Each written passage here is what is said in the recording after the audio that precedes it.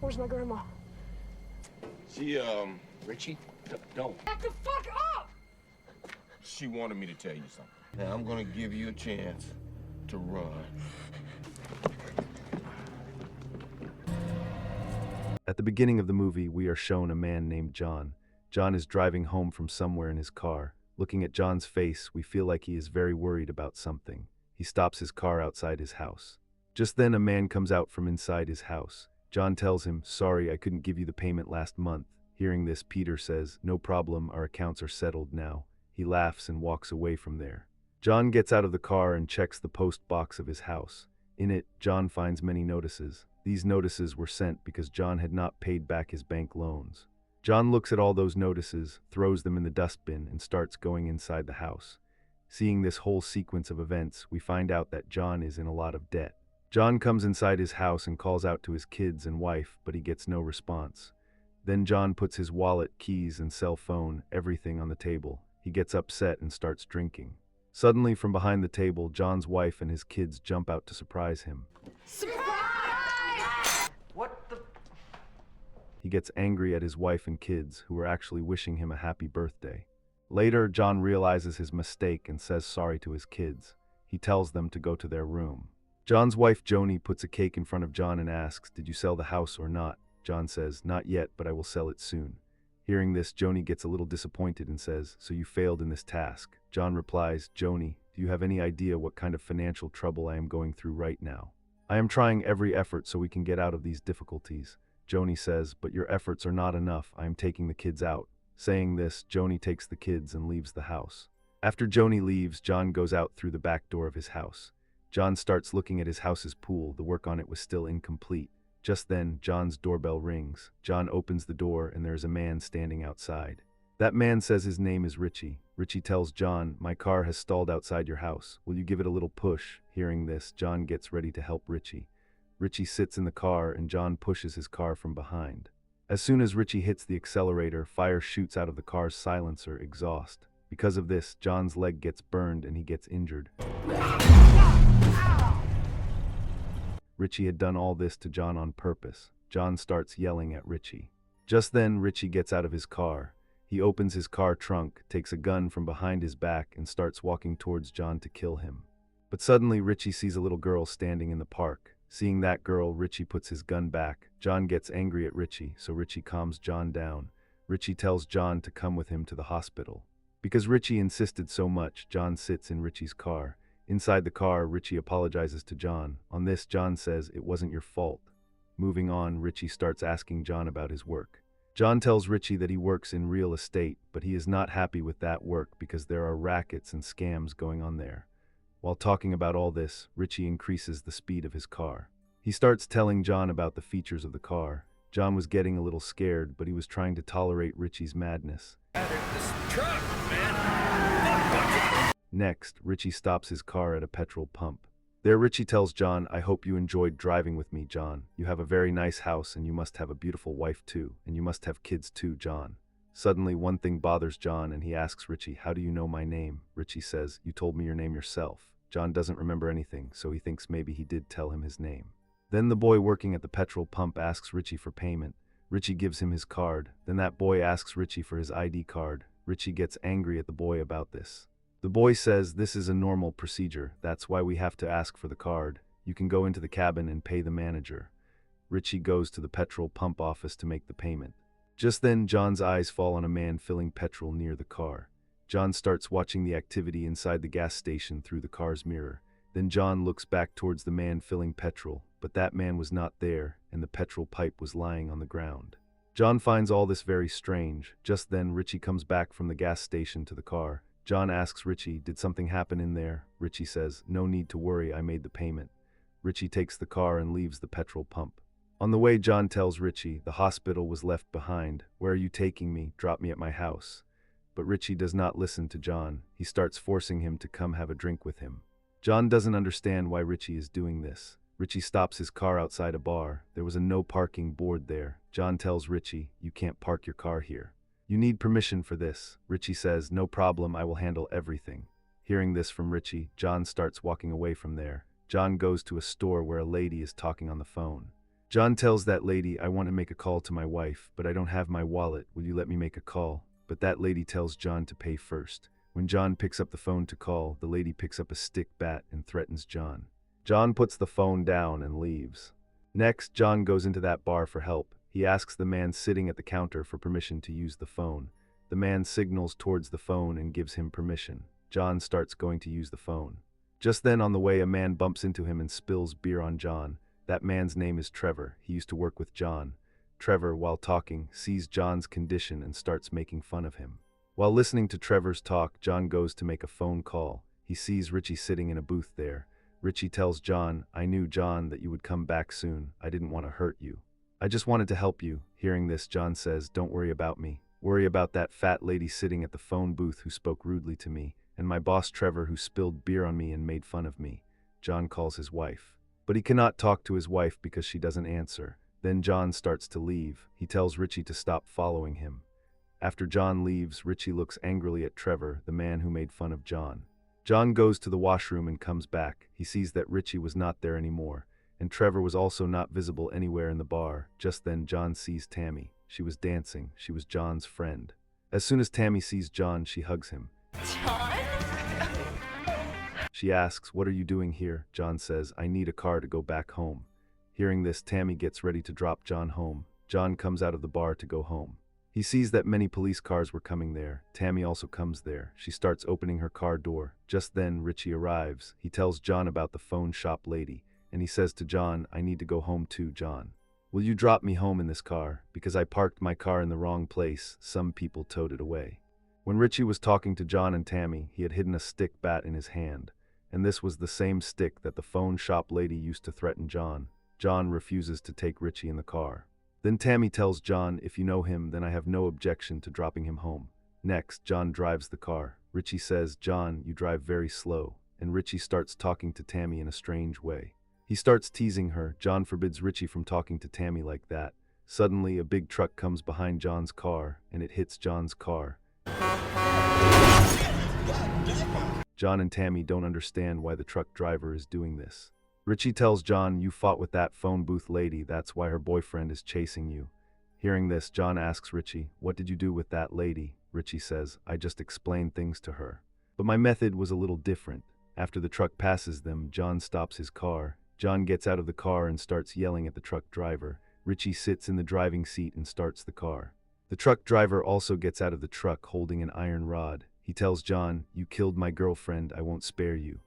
Just then, Richie comes speeding from behind the driver with the car. And he hits the driver with the car, causing an accident.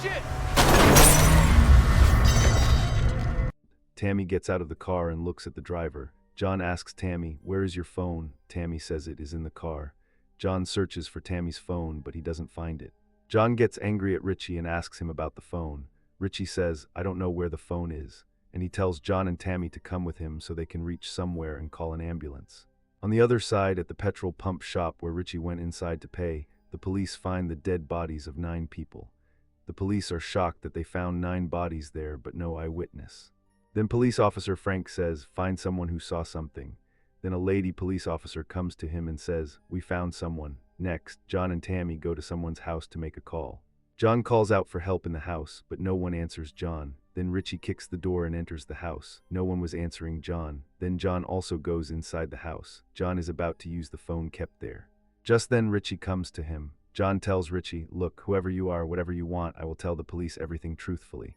Hearing this, Richie laughs and leaves. John picks up the phone to call the police. Just then he hears a lady's voice on the phone. That lady was crying, and she was telling the police that there is someone in our house. Suddenly, that lady stops talking. Then from the other side, the police speak. Ma'am, what happened to you? Who is at your house? Hearing the police's voice, John says, is this the police? There has been a dangerous accident on the way here. We need an ambulance on Highway 111, 20 miles in. Otherwise, that man will die. Then the police officer says, sir, will you tell me your name? John says, my name is John Felton, and I am absolutely fine, but a man is about to die on Highway 111. Send an ambulance quickly. And just then, the phone line gets cut. And John hears some noise from the room in front. John understands that the lady who was talking to the police was in that room, and Richie also went into that same room. John goes towards that room calling out. Then Richie comes out of that room. He asks John, "Did you call the police?" John says fearfully, "The lady inside, is she okay? When I picked up the phone, a lady was talking to the police."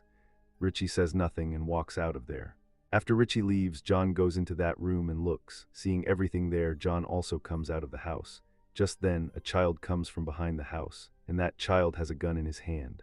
Richie goes to the child and snatches the gun from him. Richie tells the child, "I will give you one chance to run from here. If you don't run, I will send you to your grandmother." Hearing this, the child runs towards the fields. Just then John tries to stop Richie, so Richie aims the gun at him too. Then Tammy comes to John. She tells Richie, "We are not afraid of you." Then Richie hits Tammy and she becomes unconscious. Next, John brings Tammy inside the house and tries to wake her up. Tammy wakes up, and just then the sound of police sirens comes from outside. Hearing the siren, Richie threatens John, "Don't try anything smart, or I will kill both of you." Richie tells John to stay there and goes outside. Then John picks up the gun lying on Richie's table. He tells Tammy to run from the back window of the house. After Tammy runs, John tries to signal the police officer. Just then, Richie shoots at the window. John looks out the window and sees that Richie has killed that police officer. Seeing this, John also starts running out from the back window. Going further, John tells Tammy, "You can run faster than me, so you run towards the city." Obeying John, Tammy runs away from there. And John, limping, tries to run from there. On the other side, the police go to John's house to question. Among them, Officer Frank plays John's voice for John's wife. This was the call recording voice, and it was the same call that John made from the old lady's house. In this call, John told the police his name, John Felton, and through this clue the police reached John's house. Listening to the call recording, Joni says, "Yes, this is my husband's voice." Then the lady officer standing there, Latissa, says, "Just a while ago, your husband was seen in a bar with a young girl." Joni says, "If my husband was having fun with a girl in a bar, why would he pay for the phone to call me?" To tell me all this, Frank asks, "Is there anyone who came to pick up your husband at home?" Joni says, "I don't think there is any other girl in his life besides me. All his friends have separated from him, and some have left him." Frank says, "Are you guys going through a bad time?" Joni says, "Yes, our financial condition is not good right now." Latissa says, "If no one came to pick up your husband here, then why is his car parked outside? And why did he leave the house without taking his wallet, phone, and everything?" Joni says, "So do you guys think John killed those people?" Frank says, "Why can't it be that John killed those people?" On the other side, we see John had walked very far from that house. Just then he sees a police car coming from a distance. John stops that car. When the car stops, a police officer gets out. John looks at the police officer. It was Richie. He had worn the police uniform and stolen the police car. Richie looks at John and says, "We are back right where we started." John says, "I don't know why you killed those people." Richie says, "Come with me. And don't joke with me like this again, or I will fill you with holes too." Next, John puts on a police cap and starts driving the car. On the other side, the police had reached that farmer's house from where John had called the police. There, Richie had hung the bodies of that old lady, that police officer, and that child upside down. Next, John was driving the car. Richie tells John to stop the car. Richie asks John, "What do you want, John?" John says, "I want you to leave me alone." Hearing this, Richie tells John to get out of the car and go. John gets out of the car and starts leaving. Then Richie tells him, "You remember, right, John? You told me that you would invite me to your house and introduce me to your wife. I will say hi to Joni for you." John says, "How do you know my wife's name?" But Richie leaves with the car without telling John anything. And John starts running behind his car. Next, Latissa goes into John's house to question Joni. Latissa asks Joni, "Did you know your husband was fired from his job today?" Joni says, "No, he didn't tell me." Next, Latissa asks, "Do you know about your husband's life insurance policy?" Joni says, "Yes, I know. He took a similar policy for me too." Next, Latissa asks Joni a question. "Have you ever wanted your husband to go away somewhere and never come back?" Hearing this question, Joni feels very bad. She covers her son's ears and scolds Latissa. Hearing Joni's words, Latissa leaves. Just then, she sees Peter outside. Latissa calls him for questioning. On the other side, John goes to other vehicles standing in traffic and asks their owners for help. Just then, the police arrest him there and take him with them. Next, Officer Frank questions John. John says, "Let me go to my house right now, otherwise he will finish my family." Frank says, "You are talking about Richie. Come on, tell us, why did Richie leave you alive?" John says, I don't know what he wanted from me." Officer Frank says, "All the evidence is against you. Your past time was spent in debt. And you were fired from your job too." John says, "So you think because I am in debt I killed so many people? You do one thing. You find Tammy, she will tell you everything truthfully." Next, Frank calls the worker working at that bar counter. He asks him, "Did this man come to your bar?" The worker recognizes John. He says, "Yes, this man asked me to use the phone." Hearing this, Frank sends that man back. Just then Latissa comes. She tells Frank, "I found out a very solid fact. John's wife, Joni, is having an affair with the man working on the pool at John's house. That man's name is Peter." Next, Richie reaches a coffee shop. Just then, a policeman comes outside that coffee shop with a car. Seeing that car, Richie kills the lady working in the coffee shop, an old man sitting there, and the policeman with the car right in the coffee shop. He starts leaving with his car. Richie sends a message to police headquarters via walkie-talkie from the police car. "That killer has been shot in the coffee shop. Send backup here as soon as possible." On the other side, Tammy reaches John at police headquarters. And Latissa tells Officer Frank, John is innocent, because whatever John told us, this girl gave us the same information. This girl is Tammy. Then a police officer comes there and tells Frank, "We just received information that 3 more murders happened. One of them is that killer named Richie. He has been killed."